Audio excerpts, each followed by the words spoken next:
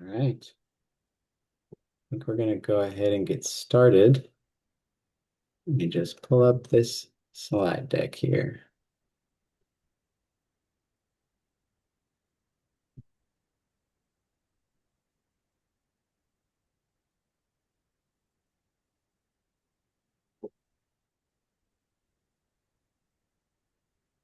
Okay. Welcome to our July collab hosted by the Tool Library Alliance, supported by Shareable. We're also going to have our first speaker is coming to us from Asheville, from the Asheville Tool Library. The topic for today's discussion is going to be alternative governance models, and we're going to get right into it. I'll pass it over to Shelby to introduce yourself, and then when we get through that segment, Allison will let you say a few words if that works. Awesome. Thank you so much. You can go ahead and pull up that first slide there. It's just our little introduction.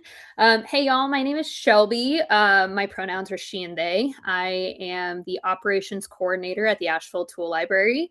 I was a volunteer for 2 years before I volunteered so hard. They started paying me to be around, which was very exciting as someone who was already doing the work for free. And within the past couple of years, we've gone through some pretty radical changes. We were like always a radical group to begin with. So it was par for the course. So I'm just going to kind of go through a little bit of our history and how we got to where we are and what we're doing to support the movements that we're doing right now. We are a capacity driven, volunteered powered, member funded tool library. We're in our 10th year, and beyond just lending tools, we've expanded a lot in the past couple years. We have a communal art space that hosts craft clubs and open studio time. We have a community garden and a seed library that's open to the public. We run workshops and more. And all of this is possible not just because we lend tools as a nonprofit, but because we've built a space where people can come in and just start doing things.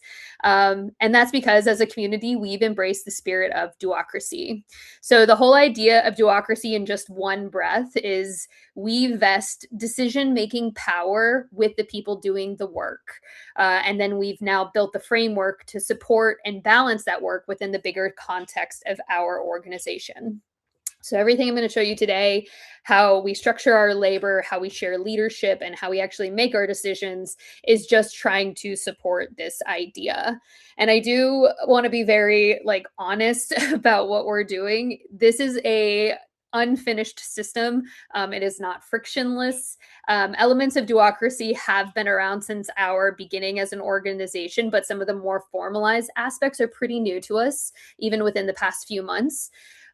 We don't measure success as any sort of end goal that we've achieved and now we're doing it. Success comes to us by continuing to engage and refine this process. So I would say in that regards, we are very successful in our duocracy. So let's just kind of give some overview. This is the timeline of our organization. We started in 2013 just as an idea. We actually have one of our founders here, Tom, on the call. There were a few people in Asheville that just said, wouldn't it be cool if we had a tool library? And they started to make it happen. And for a few years, they were just building community support. They were hosting fundraisers. They were collecting donated tools and just kind of storing them in a garage. Now, this is a bit before my time, so I don't speak with any firsthand authority, but the legend goes that somewhere between the conception of the idea and our actual opening of our first location, most of the people who founded our idea moved away. And other people who just believed in the project picked up the mantle and kept going with it. There was no executive director to rehire. There were no keys to really pass off. It was just people showing up who wanted the work to be done, and they kept it going. And thus, duocracy has been baked into the tool library since the beginning. Our first location was opened in 2016.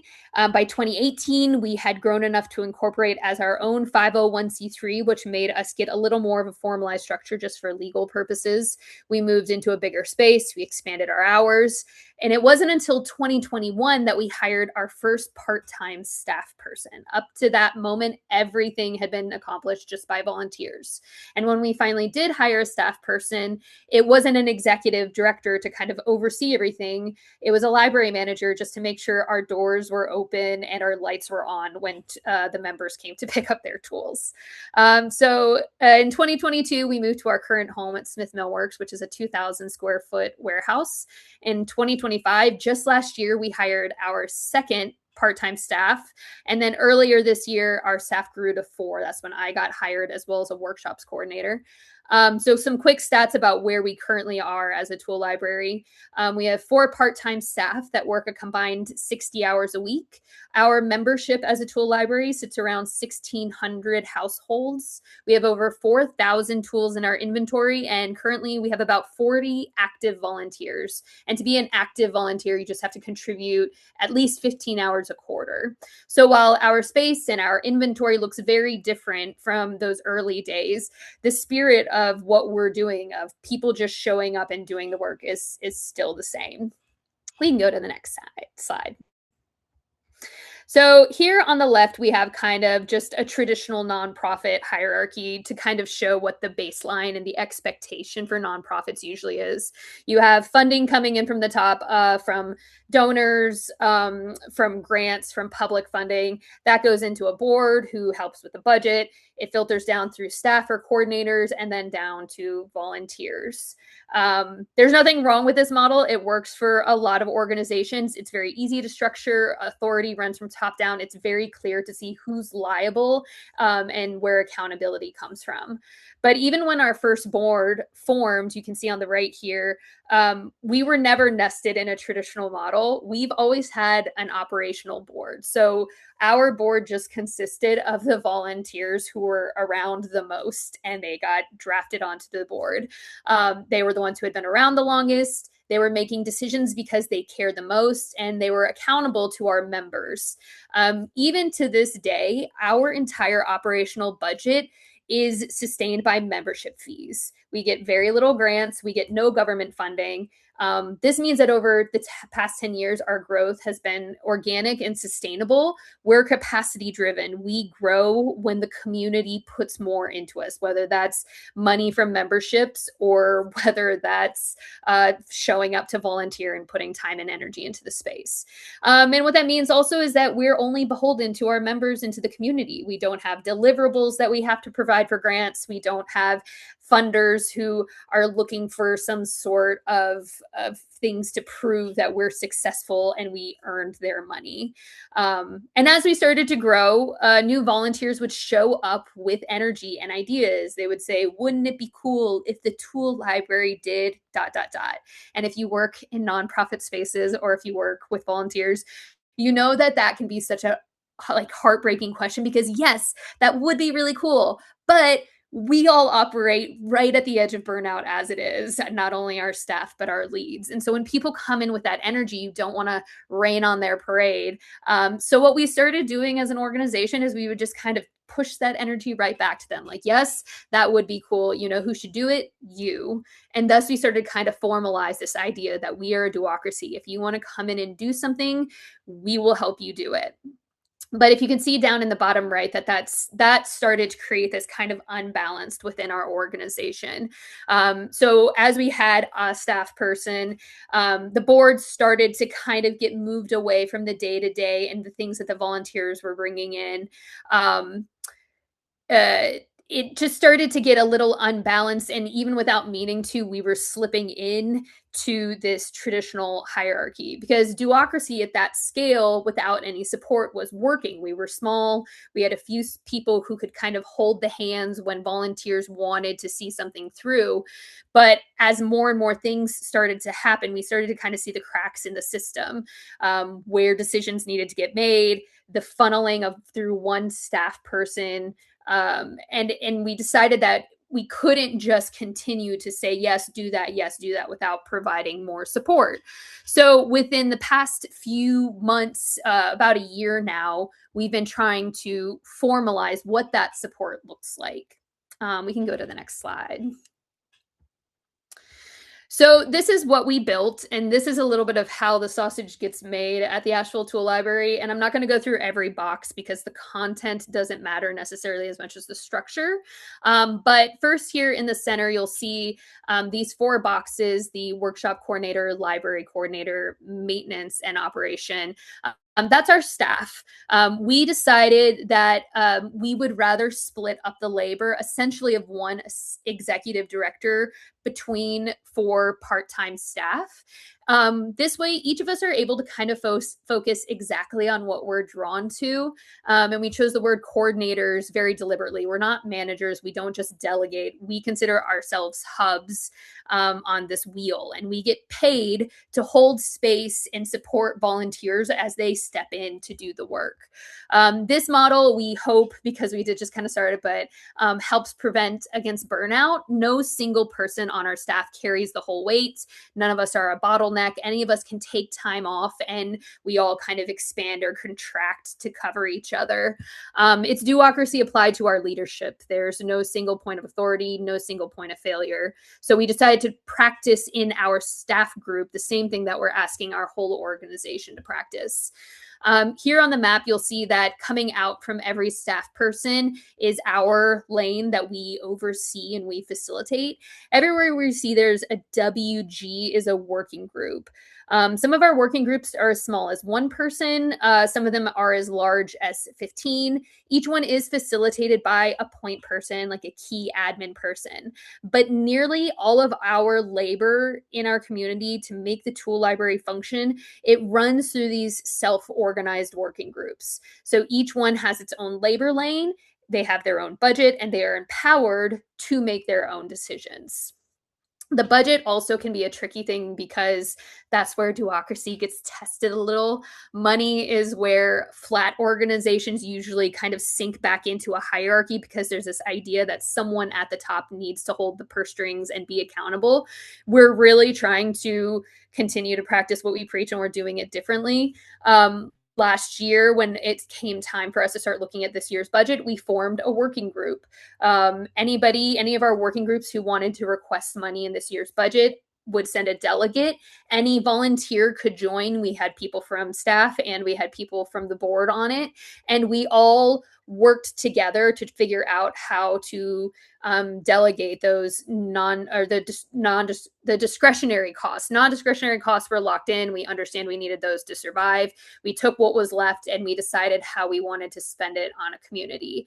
And we've already seen that kind of come back in a really beautiful way. Our first quarter estimates on what we were going to bring in were a little off, and we had to make budget cuts. But because we already had the people who were going to be affected by those budget cuts part of the initial decision making, there were no bad feelings. We all knew what needed to be done. We were all able to fix the budget because we helped build the budget. And we saw that we were able to, again, just kind of react really quickly, where other times there might have been this kind of bureaucratic process slowing everything down. You have to justify where you need budgets cuts, why that's happening. People might take it personally. We all had skin in the game, and we all were able to react appropriately. And it's actually been really nice because a lot of us are more invested in kind of understanding the bigger picture because we're invited to continue to contribute. And then you can also see here on the map where the board sits. They are integrated on equal footing. So they're not over us in any way. They are part of the circle. Because most decision making lives with the people who are doing the labor, the board's focus has been narrowed, and they almost operate as their own working group right now.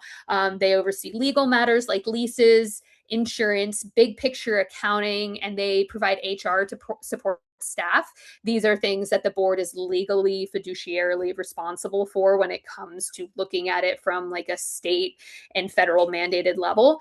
But that's kind of their main focus. And then other than that, most of our board members are still very involved, and they have integrated into other working groups, and they still say very part of the day-to-day operations, but just as other volunteers. So if you're worried that a nonprofit can't do this model because you're legally required to have a board, you can. The board just doesn't have to be at the top of the pyramid. It can be a specialized node in the whole layout. We can go to the next chart. Oh, wait, there should have been one more.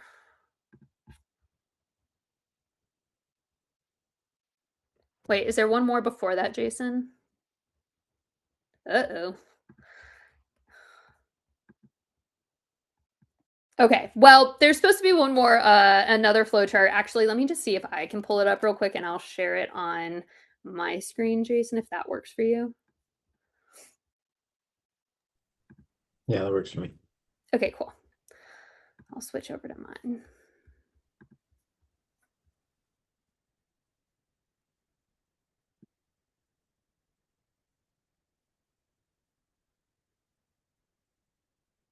Do you need to stop sharing your screen so I can share mine?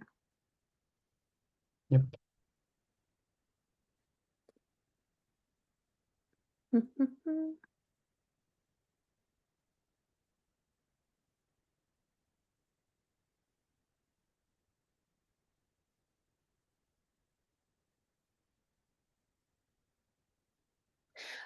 So we had figured out how labor flowed, but we still had sort of this big question of where decisions get made. And so we decided to create this flow chart that outlines when people have this idea, do these decisions get made in these preordained labor lanes, or if they don't, where are we going to start talking about them? So again, not going to go through every box here, but the basis of it is when folks come in with an idea, they can go through these yes or no questions and follow through to see if it already exists within a labor lane. And with so, then the decision can already be made. We don't have to take it to any other space. But what we were discovering is that there were occasionally things that didn't fall within these lanes. They were either not something that we had already considered for the budget. They were bigger than the scope of one labor lane. They might affect multiple working groups. And they also could kind of affect the culture of the tool library. And so they deserved more attention. So we decided to start having a monthly all volunteer meeting, which we had been talking about doing anyway in order to, as we were growing as an organization, have one space where people could come, especially our new volunteers, and get a complete download of everything that was happening. But we also wanted one formalized space where people could hear about decisions, and if they wanted to be part of that discussion, they would know where to go. So it's a very formalized process, but we do that in order to not let these meetings kind of dissolve into this 3-hour debate fest where people are what ifing and just giving their opinions for the sake of giving their opinions. When someone has an idea, they bring it to the all volunteer meeting. Our all volunteer meeting always starts with a potluck, which is always really lovely. Then we move into working group updates, which usually takes about an hour. Every working group gets about 5 minutes. And then the second half of the meeting, we hear proposals. When a proposal is brought to the community as a whole, there are certain things they have to say. Who's it going to affect? Is it going to be, do we need any additional money for it? And then they say where the discussion about that proposal is going to happen. It doesn't happen in the all volunteer meeting. I think when a lot of people think about doing this sort of consent-based governance where everyone gets to be part of decisions, they think that everyone has to have an opinion on everything. And what we're finding is that's not the case. When we say that there's a proposal coming to the tool library, and we say there's like, okay, you can join a working group meeting to discuss it, or if you aren't able to attend that meeting, you can submit written concerns. The people who might initially feel like they have an opinion on whatever's going on, when it comes to the actual application of that labor, they are all of a sudden less interested in being part of that discussion, which is like for better and for worse. But the big thing is that initial instinct that people have to have an opinion on everything gets kind of filtered down, and again, the people who are actually doing the work, the people who are going to be carrying through this project, or the people who have strong enough opinions that they're like, I actually do need to weigh in on this, they know where to go to talk about it. So in our all volunteer meetings, for an example, we just had a proposal come forward where we wanted to start enforcing a dog leash policy in our space. Before, dogs were allowed and they would just kind of hang out with us, but we had an incident.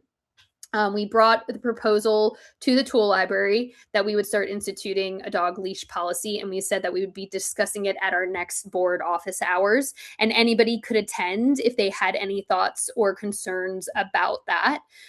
When we had the board meeting, the staff was there and the board was there. We talked about kind of how it might be a little hard for volunteers to enforce it. So we wanted to have visual representations of this new policy. So we approved being able to spend money, part of our budget, on signs to put up around the space, just so that the expectation to our members was clear. And we brought it back to the next meeting with what we discussed and what we decided. And we do have a final temp check. The temp check is kind of like, it feels like everything's good. We figured it out. We're moving ahead. Or if there's a lot of people who are like, man, I still think we need to talk about this more, it might go around another cycle. But what we're finding is when we have that invitation the first time where people can participate in the discussion, the people who want to be there show up to be part of that discussion. And by the time it comes back to the next all volunteer meeting, a recommendation has been made. So this flow chart, the duocracy flow chart, is what we have, and we present this to every volunteer the moment they come in. This is part of our orientation because we want them to know that because they are now on equal footing as far as decisions making, and this is the way they can go if they have anything they want to start proposing to the tool library or the community as a whole.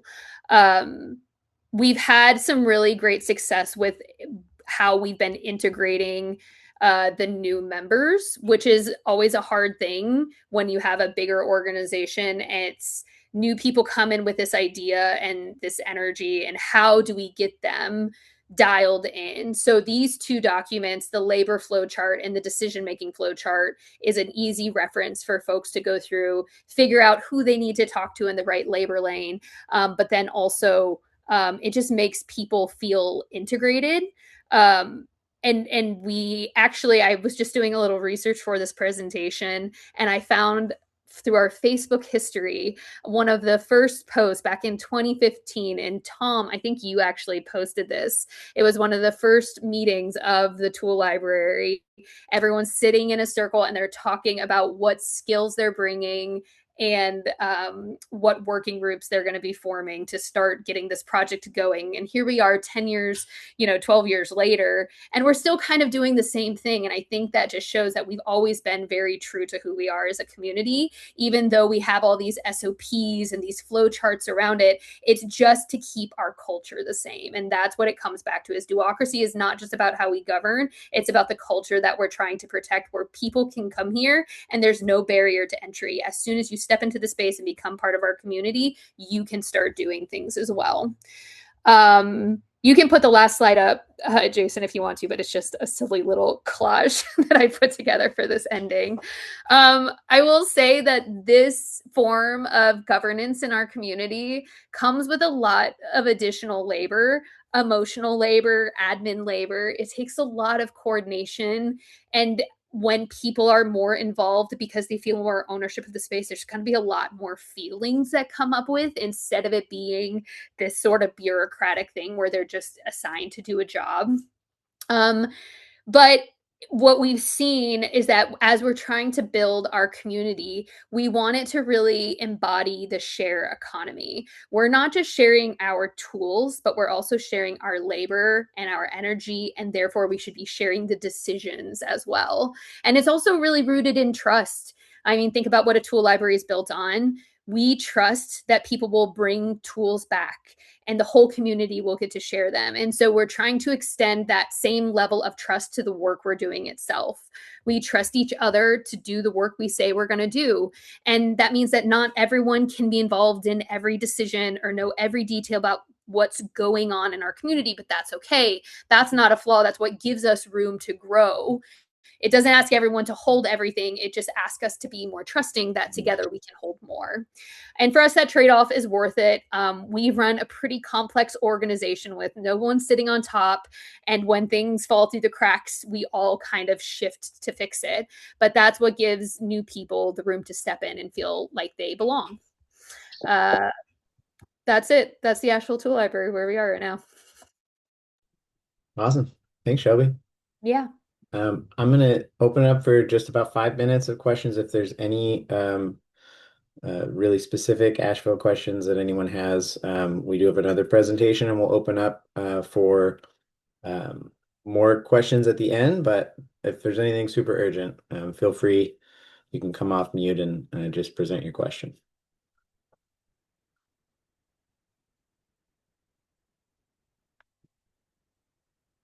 Okay, cool. Well, feel free to put questions in the chat and we'll come back to them. Or if anything comes up, we're going to step over to our next presenter, Alison Huff. Alison, I'll let you introduce yourself. Hi, folks. I am Allison, and I am, excuse me, I'm Shareable's operations director. I've been with Shareable for about 4.5 years now, I guess. And in the last 5 years, Shareable has been in this huge transition process where we have really been working on changing just about every nook and cranny of our entire organization in the last 5 years. And one of the big pieces of that has been our organizational structure change. And to Shelby's point, it's the organizational structure and culture change because you can't have one without the other. They're so, so intertwined. But yeah, so Shareable is a California-based nonprofit organization, and essentially we are working to build a global support system for sharing. So turning proofs of concept like tool libraries, like mutual aid networks, into resourced and connected global movements of people-powered alternatives to for-profit systems. And in late 2025, Shareable formally adopted this new organizational structure and culture framework. And today I'm just going to walk you through some basics of how we transition from that traditional hierarchical model to a worker self-directed nonprofit governance structure. And what we learned along the way about, making shared power actually work in practice for us. So for us, this shift was it was really about alignment. Similar to what Shelby was saying, we are an organization that works within cooperative systems and share economies, and that is, the foundation of what we do and what we are trying to create more of in the world. And yet we had a traditional hierarchy as our formal structure, even though I would argue our informal structures were more cooperative than what it looked like on paper. But after years and years of talking about making the change to a worker self-directed nonprofit, as we were going through all of these transitions, we decided now was the time for us to really walk that talk. We needed our internal operations to directly reflect our mission and our values. You can't be rooted in solidarity and not have an organization that is practicing solidarity. So how we work now is a direct expression of what we believe, and it is a constantly changing and iterating process, but we are, I think, so much further toward making this a reality than we thought we would be in just a few months. So next slide, Jason. This change did not happen overnight, and it has not been easy. It has not been simple. Even deciding what our basic structure would be was a process. In the middle of 2025, we engaged consultant Ananda Valenzuela to help guide us through this process of changing our structure. And our very first step was to break down our assumptions on what a worker self-directed organizational structure was. In our heads, we were thinking about that traditional circles-based model or sociocracy. Um, that was really the only option. And Ananda, pulled us way back as step one and said, okay, let's take a look at all of the options for an organizational structure and let's break them down and let's talk about the pros and cons and how this would actually work in practice for Shareable before we decide that we're automatically moving into a circle structure. And that was a huge eye opener for our team. So we went through this training and a staff retreat with Ananda, and we took an anonymous vote for what it felt like our current operational structure was, and then what we hoped to be operating under a year from now. And even that, like what we felt our organizational structure actually operated as, whether or not it was that on paper, was interesting. It helped inform the process. But as to the what we hoped it would be a year from now, we have a team of 6, and we were split 50-50 between self-management and circle structure.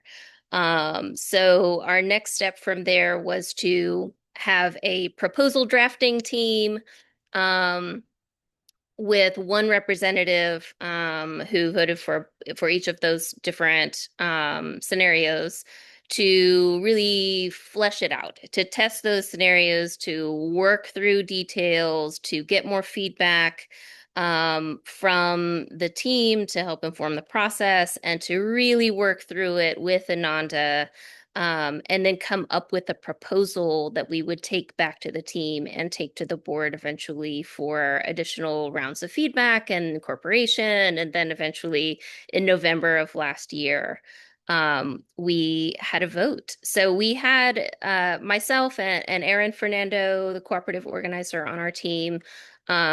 We were that proposal drafting team who worked directly with Ananda. It was about 4 hours a month of meeting time, plus all of the work in between that we did from June through November. So pretty intensive process. So Jason, you can go to the next slide.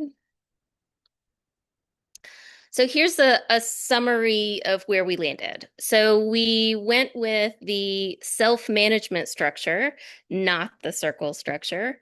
And that is where power is distributed and every distinct realm of work or role has one clear bottom liner.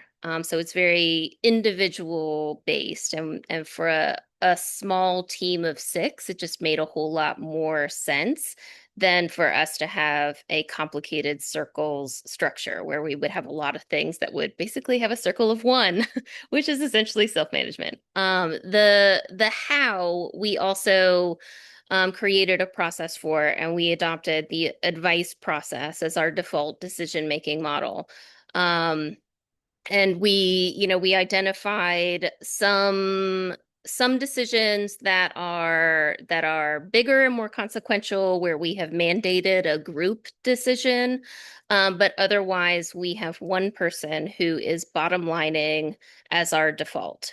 And then the who, so we use a dynamic role mapping system that we'll get into here a little bit to really specifically, explicitly outline the roles and create a system that allows us to be super flexible and keep work equitable and allows us to change from quarter to quarter, from year to year, and adapt the work that's happening as our projects and initiatives adapt at Shareable. Since we are a very project-driven organization, we don't have like one static working model that's the same year in, year out. We have very different work from one year to the next based on what our current initiatives and projects are. So the next slide. So here's a little breakdown of what self-management structure actually means for us, and kind of why we chose it over that circle structure. In a traditional sociocracy circle structure, decision making is anchored in groups. And while, that's well-intentioned, it can accidentally lead to what's called the tyranny of the group. So, you think that it's all kumbaya group-based decisions, but that, in practice, anybody who's been heavily involved in organizing groups that use sociocracy know that it's not always kumbaya, that there's, there are a lot of power dynamics that play out in group decisions as well. And it can also lead to a lot of long meetings and decision fatigue and compromises that are what nobody actually wants, or you just kind of end up in the mushy middle. And you have those hidden power dynamics where the loudest voice often wins. So we wanted to make sure that we weren't constructing an organizational structure that was going to accidentally have those unintended consequences. But self-management really flips that. So we wanted to explicitly distribute authority to individuals across these dynamic roles. And group meetings then stop being places where we're debating things and asking for permission. And, they really become a space that is for coordination and connection primarily.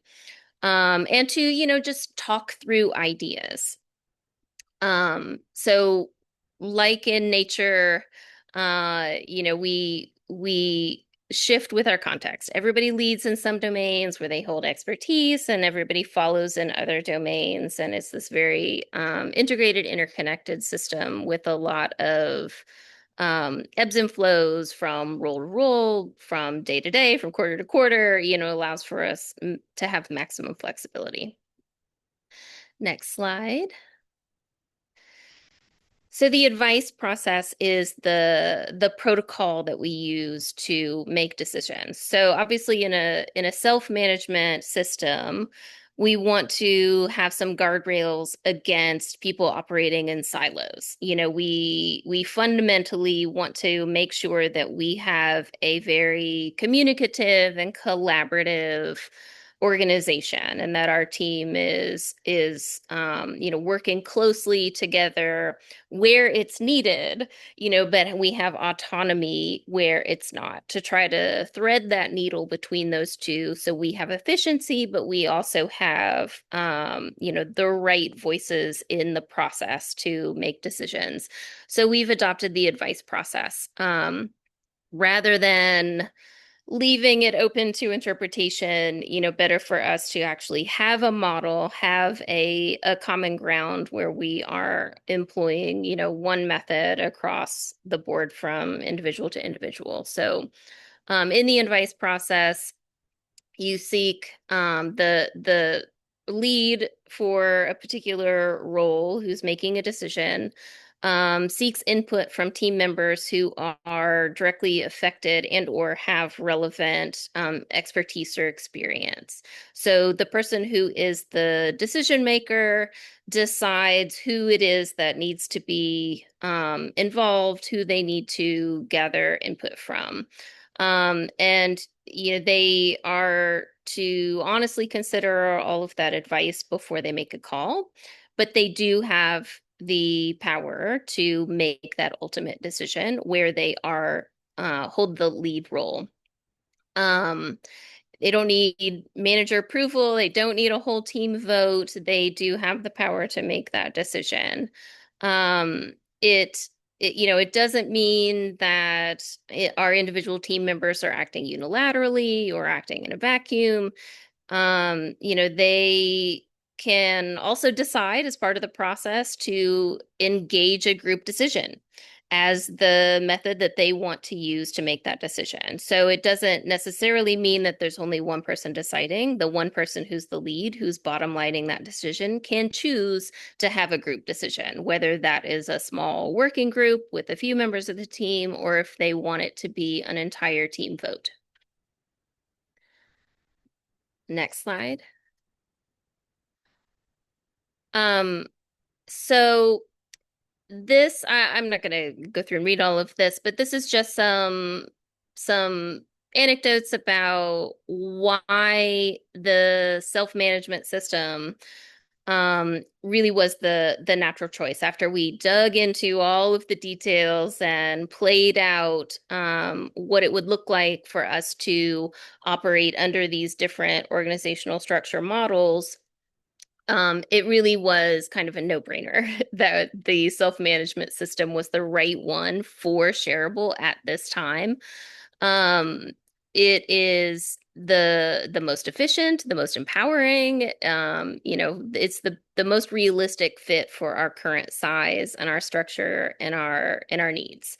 Um, it's also important to note that, while this is the best fit for Shareable right now, there might be a better fit in the future, and it's possible that as the organization grows, that maybe a circle structure would be more appropriate. With more team members, maybe we would want to shift to have more input, more deliberation, and break down some of those individual roles into more of a working group circle structure where there's equal weight there. But because we have built in reflection and adaptation as part of our core process, and we have a cadence where we are routinely looking at these structures and reevaluating them and checking in to see if it's still what we need. We know that we will be ready to make those changes when they're needed and if they're needed. So next slide. Okay, so role mapping. So role mapping is really the engine that makes this whole thing work. Every function has an explicit lead and any support roles outlined. So responsibility and where those decisions are being made is very clear among every team member. And this is not a static organizational chart. We actually are remapping our roles quarterly and making adjustments as we need. So as I mentioned, Shareable is very project based in the way that we do our work. And so depending on what project is in implementation phase and what projects are in planning phase or iteration and research phase or follow up, like all of those have different people who are leading different pieces of that. And we're going to have to be really flexible about how we're dividing up our limited capacity for our team members that accounts for the shifts in the demands on our positions. So we have this dynamic system where we're able to do that on a quarterly basis. I'm going to actually, I can't do that in the view that I'm in. Jason, are you able to grab that role mapping link in green and drop that in the chat? We don't have to change the screen share, but there you go. You guys can spend more time with this. We won't go through everything in detail. But I have created a public view version of our Q2 of this year shareable role map as an example and a template for you guys to be able to copy and play with on your own. But you can see that every single function of the organization is broken up into a role that has a designated lead, as well as identifying any folks who are playing support roles for those particular areas. And in that spreadsheet, we're tracking time commitments as well. So there's a separate role for every like approximate amount of, time chunk so that we have some apples to apples. And they're Granny Smiths and Galas and Honeycrisp, but they're still apples to apples. And we can then total up the capacity from team member to team member. So we can attempt to ensure that there is some equity from one person's job to another. And we can then easily identify if we are about to set ourselves up for failure. If we know, okay, these are the projects that are going to be labor intensive for this coming up quarter. Do we have our staffing plan? Do we have our roles distributed in a way that is going to allow us to do those things successfully and within the timeline that we have? And we can make adjustments along the way. Um, the the second tab there has some kind of high-level descriptions of what's entailed in every single role so that we make it really clear to the lead in each role, what the scope of their responsibilities and decision making is. The core takeaway here is really that Shareable's role mapping process is our living, breathing blueprint. It gives everyone clarity on who it is that's bottom lining what without locking any one of us into a permanent, rigid job description. And the next slide. Um, Without traditional bosses and that supervisor structure that you have in a hierarchy, you have to think about who is supporting the team and how do we ensure that we have accountability.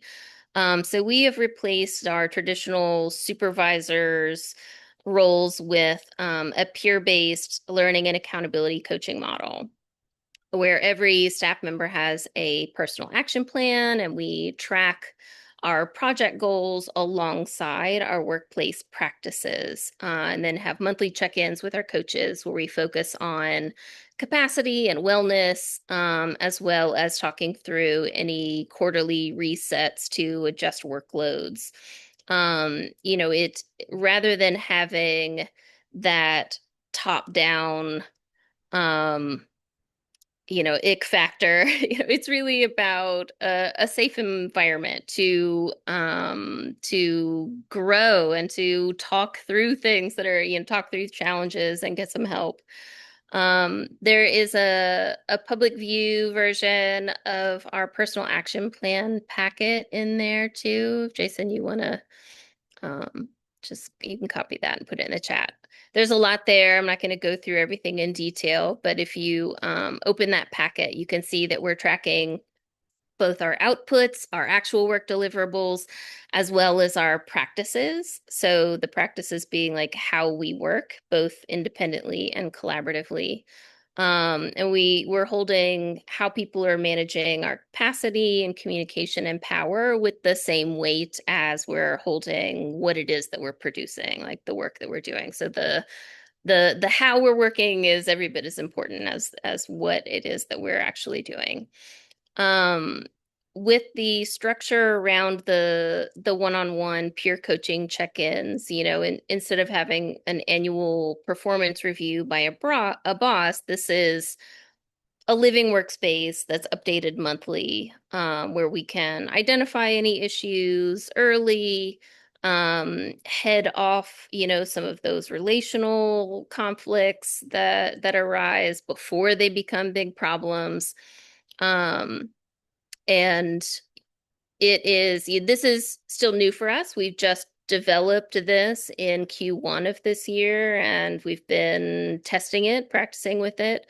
We know that there are iterations to come. This is a living, breathing thing, just like everything else that we're doing, where we will continue to make changes along the way. But the core takeaway here is that our accountability structure is designed for self-correction and for care, and not top-down surveillance. It is giving the staff ownership over our own growth while building the relational trust that we need to make decentralized accountability actually work. So the next slide. All right. So while the day decisions live with individuals in the self-management structure, We know that there are certain decisions that are high stakes that we wanted to make custom processes for. So these are outside of that default where we have mandated group decisions. So these big buckets, the strategy, hiring, firing, budgeting, for those we have some custom processes that we designed that require more collaborative group participation and voting. Some of them include the board, some of them are just among the team. Um, but yeah, so you can see that, and then down in that little purple box, you can see that we have a pretty simple group decision protocol where we use thumb voting to gauge, we do an initial temperature check just to see where people are. Do we need to even engage in a big long explanation and debate? We can save ourselves some time if we're already on that same page.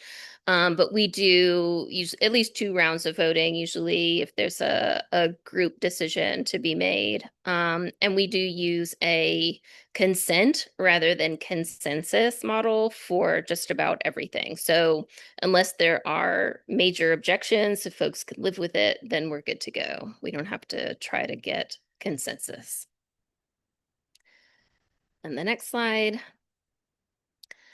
It is really tempting to get lost in all the details of the framework. But as Shelby noted, the most critical truth of transition to any democratic structure is a structural shift is going to fail without the cultural evolution that goes with it. Changing the org chart, giving people decision-making power is fine on paper, but if the culture is still carrying that muscle memory of traditional hierarchy, then the system is going to break down. Those shadow power structures are going to continue to creep into day-to-day work. And, you have to be really intentional about making sure that your culture changes are coming alongside the organizational structure changes, and having a way for you to identify where you have the friction and where you have some conflict, and have a system in place for how you're going to work through those things as a team. And then finally here, and y'all will get this slide deck after the meeting today, but I have linked here the public copies of our role map and that personal action plan packet. I've also included links here to trainings. There are videos of Ananda's trainings, as well as links to all of the materials that are cited in those. And Ananda has some other things available out there on the web and on our website. And all of Ananda's work is really, really incredible and well done, and highly recommend her as a consultant and collaborator for anybody who's interested in diving into this more. That's it. This is just a little bonus. This is us.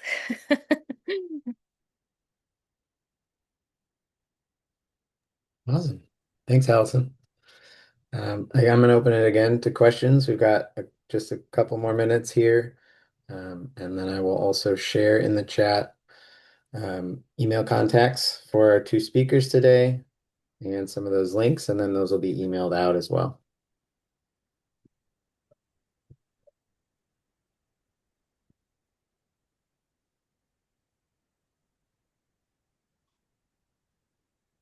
I think it's funny that we had in the last network meeting, we had so much interest in folks to talk about organizational structure stuff, but then when it comes to actually digging into it, like we didn't have as good a turnout today. And folks are like, "Ooh, that's big and scary. I don't have the energetic capacity to take that on today." I understand. It's part of why we record all this, right? Right. Yeah. It's also, July. Yeah, that's very true.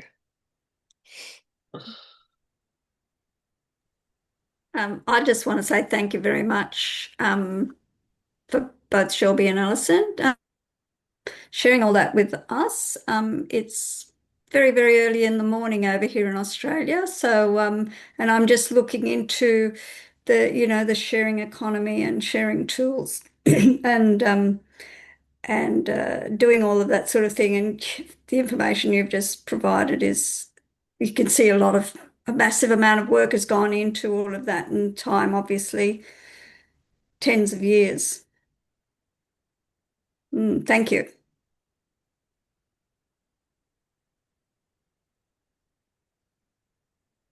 We think collectively we are all trying to make sure that we're not reinventing the wheel, sharing as much as we possibly can, which is part of why this Tool Library Alliance exists and part of why Shareable Yeah, exists. So absolutely, absolutely. It's a very interesting I just the whole economic and environmental situation. Uh, and I'm a little bit older than most of you, I think, but I have children and grandchildren, and I want to make sure there's enough to go around for everyone. So, yes, thank you very much. Yeah, I just want to say thanks too. It's funny how all tool libraries kind of work on things kind of at the same time, and you find out that we're all kind of working on the same stuff, and it's so valuable to share what you've learned and all that work with us so that we've got some footholds, because it can be pretty overwhelming when you're just like, well, there's got to be a better way. But there's not a blueprint. So thanks for sharing y'all's so that we can start to develop ours a little bit more clearly. It means a lot to all of us over here. Yeah, I think we're really lucky that, working in the nonprofit space, but competition is just not in our nature. And we all want each other to succeed because when the tide comes in, all ships rise. But there is a lot of kind of the admin support that goes into making these things happen. And so when we can share those resources too, it makes the knowledge more accessible. So that's what Shareable does. That's what the Tool Library Alliance does is it starts those blueprints that are they can exist and we should make them exist. So the idea that there's not a blueprint, well, let's make them. So that's what we're doing here. And again, it's one of the things Alison touched on a lot too is the idea is more so too that you're reflecting to what your community needs and to what your situation is. You might see a blueprint of something that sounds like it's really lovely, but when it comes to the practical application of your organization, so it's not just about finding a solitary blueprint that sounds like the greatest thing. It's about having a lot of options and having these different ways and seeing it applied in many different orgs and different styles. So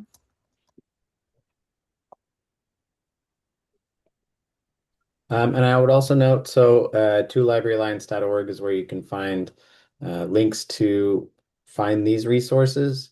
We do have some upcoming monthly member meetings. Those are on the second Wednesday of every month, 10 Pacific, 1 Eastern time. We're going to be talking on August 12th about donor stewardship and retention. And then on September 9th, we'll be talking a little bit about budget development. Um, our email is hello@tolibraryalliance.org, where you can reach the steering committee. Allison is on the steering committee as well as myself. Shelby is easily reachable through those channels as well. And yeah, feel free if you have ideas or thoughts on future collabs or ways that we can be helpful, resources you're looking for, you can reach out to us that way. Also, if you're not a member of the International Tool Library Google group, that's a great way to get started. We've got all those links here a little bit further down, our public resource drive. The toolkit covers some of these things as well. So yeah, if there's not any additional questions, we look forward to staying in touch with everyone at future member meetings and joining other collabs. Asynchronous communication is always manageable as well. I just shared a direct link to the toolkit, the Library of Things toolkit on Shareable site as well. as we're talking about guides and templates. TLA and Shareable have collaborated to create this very comprehensive toolkit that addresses just about every aspect of running a tool library. And Tom is holding up our print copy, which will be available very, very soon. Do we have 2 weeks. 2 weeks? It'll be Ooh ready la in 2 weeks. la. So we have a So, full HTML version that's navigable on our website. There's also a PDF version that you can download on our website. And then in 2 weeks, you can purchase a print version as well if you're interested. And we will continue to have more and more resources, information guides, and all of that on these things, even though our toolkit won't get updated again for a while. For a while on the Tool Library Alliance page and also shared out through shareable channels. I'm sure we'll have additional information that comes along. yep. Shareable's done an excellent job of kind of parsing out a lot of the topics we've covered in these collabs and other learning sessions through their YouTube. So, and those links are on the toollibraryalliance.org website. You can also just search Shareable if you spell it correctly on YouTube and find all those things. I'll say we just had a video go viral on our social medias, and I probably had about 15 people asking about starting tool libraries in their areas. And just being able to send them the link to that has been huge for us because I know I don't have the admin hours to type out individual responses. So we really appreciate that as a resource to be able to share out with people when they're curious. Yeah, it's the absolute best. Better than the copy paste that's just like, well, step one, be crazy. Yeah.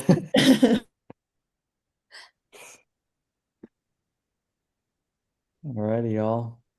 Yeah, thanks everybody. Yep. See you next time. Thanks again, you guys. Thank you. Bye.